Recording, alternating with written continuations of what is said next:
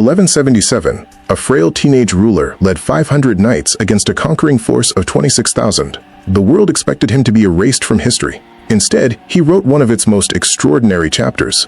Scorching winds swept across the Holy Land beneath an unrelenting sun. Banners bearing Jerusalem's golden cross snapped in the dry air, not in celebration, but in desperate defiance. The kingdom of Jerusalem teetered on the edge of collapse. Its ruler, King Baldwin IV, was only 16. Pale, skeletal, consumed by leprosy that steadily destroyed his body, he wore a silver mask to conceal his ravaged face.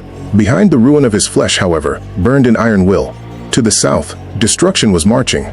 Sultan Saladin, conqueror and unifier of the Islamic world, had assembled an enormous host. 26,000 soldiers drawn from Egypt, Syria, and beyond. Mamluk cavalry, Sudanese infantry, Turkish archers. Their mission was absolute: to end the Crusader kingdom forever. Word of the invasion tore through Jerusalem like wildfire. In the throne room, fear rippled among the nobles.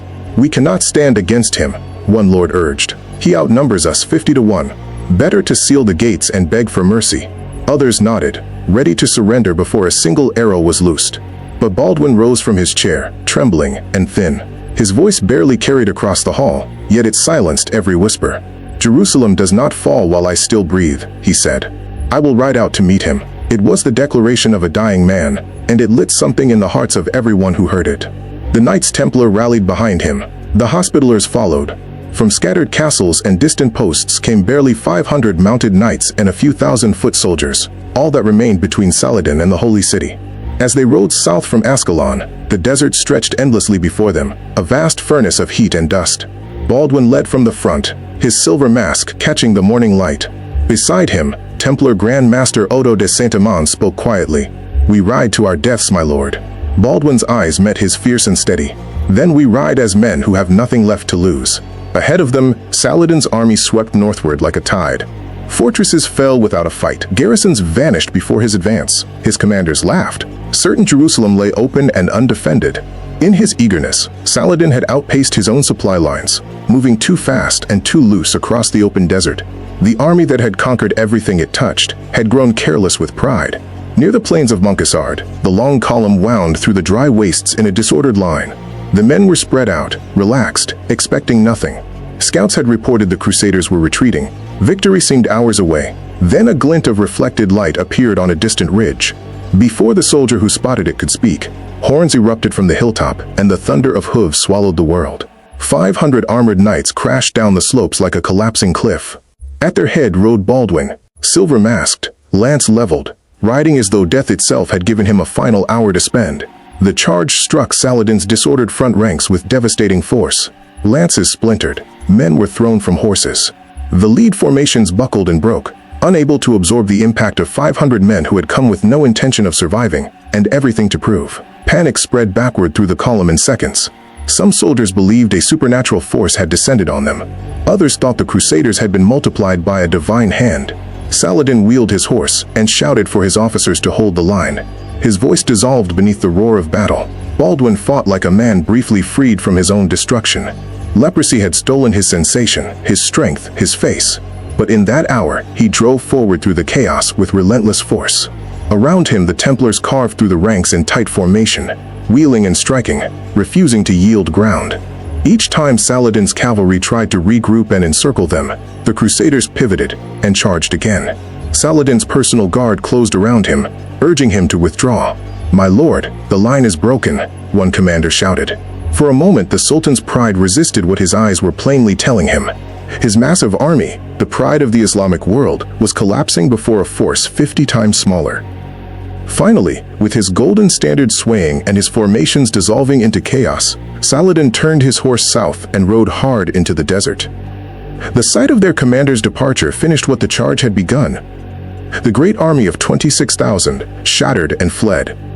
By sunset, thousands lay dead or scattered across the sands of Montgisard. The survivors fled through the night without stopping. Baldwin knelt beside his exhausted horse in the bloodied sand, whispering through cracked lips, "Not by my hand, Lord.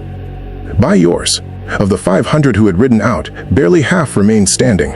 Their armor was dented and dark with blood. But they had done something the world had considered impossible. His cousin Giovanni di Ibelin approached slowly, voice thick with disbelief. "My lord, We have won. Baldwin stared toward the south, where faint fires still marked Saladin's retreat. At last he whispered, then it was not our strength. It was God's hand. He removed the silver mask. His knights looked upon the ruined face of their king, skin cracked, eyes sunken, and not one looked away. Odo de Saint-Amand planted his sword in the earth before him, and knelt. Jerusalem stands because you refuse to yield. Baldwin shook his head slowly. I am only his servant. The army returned to Jerusalem as heroes. Bells rang from every tower. Villagers lined the roads, throwing flowers before the horses. Children ran through the streets, crying his name. At the city gates, the Patriarch of Jerusalem knelt before the returning king, tears streaming freely. God has delivered his city through your hands. Baldwin shook his head once more. Through his mercy, Father. Let us give thanks. Inside the church, the knights laid their swords before the altar. The sound of steel on stone rang like a vow renewed. In the silence that followed, men who had survived the impossible wept without shame. But the peace of Montgisard was fragile. Saladin rebuilt, gathered new armies, and swore that the humiliation of that desert plain would one day be answered. He silenced any officer who mocked the Franks as weak. That boy shamed me before God, he said quietly. Do not mistake the dying for harmless. Baldwin ruled on, his body surrendering slowly to disease. By 1185, he could no longer ride or hold a sword.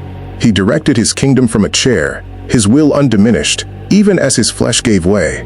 He knew what was coming, another reckoning, another test, and he prepared for it as best he could. One evening near the end, Giovanni sat beside him in the dim palace room. Baldwin lay watching the last light fade over the Mount of Olives. Do you hear it? He murmured. The wind. The same wind that blew at Montgisard. A faint smile. It still sounds like hooves. He turned to his old companion. Tell them it was not our swords. It was our faith. Tell them to hold on even when they are few, even when they are dying. For God is strongest in those who have nothing left. The bells of the Holy Sepulchre began to toll. Baldwin closed his eyes. When the sound faded, the boy who had broken an empire was gone. Jerusalem mourned for 40 days. And far away in Damascus, when the news reached Saladin, he dismissed his courtiers and stood alone in silence. They waited for words of triumph. Instead, the Sultan bowed his head. May God receive him, he said. He was a king. 2 enemies, 1 desert wind, and a truth that outlived them both. That courage, when it is real, does not die with kingdoms.